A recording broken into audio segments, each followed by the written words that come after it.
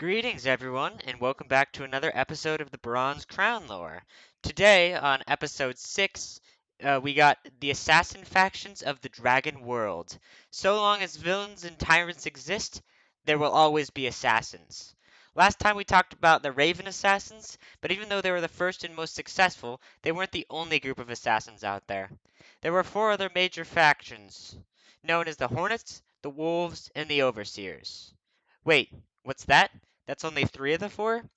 Well, you see, there was a fifth group of assassins that was completely expunged from all history records by order of the Seventh Emperor. Nothing is known about this faction, except for the fact that they were expunged from history. Nobody knows what they did, who they killed, who the founders were, and whether or not they are still around. Even the name of their order was scratched out of every single book they were ever written in. That's why history books have slashes through the name of their order, and some books even have pages torn out. No other faction or order was expunged from history in this way, not even the Ravens, despite the damage the Ravens did to the Empire.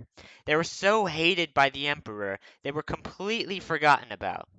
This was actually done for a reason, because if someone is writing fan fiction, they can create a group of assassins that they can give whatever name they want, give whatever traits they want, and have assassinated any amount of targets as the fan fiction writer pleases, and they will still be canon. So yeah, you have my permission to go crazy with it. The first group of assassins, the Ravens, we have already talked about in the last episode. But next up on our list are the Hornets. The Hornets have a ton of assassins at their disposal, yet they are one of the weakest orders of assassins. Why? Because every assassin they send out dies on their first mission. They don't utilize stealth or skill, they just walk up to their target and stab them in broad daylight, which is always followed by them getting cut down in mere seconds by the guards. They are kamikaze assassins, and the skill requirement for joining them is virtually non-existent.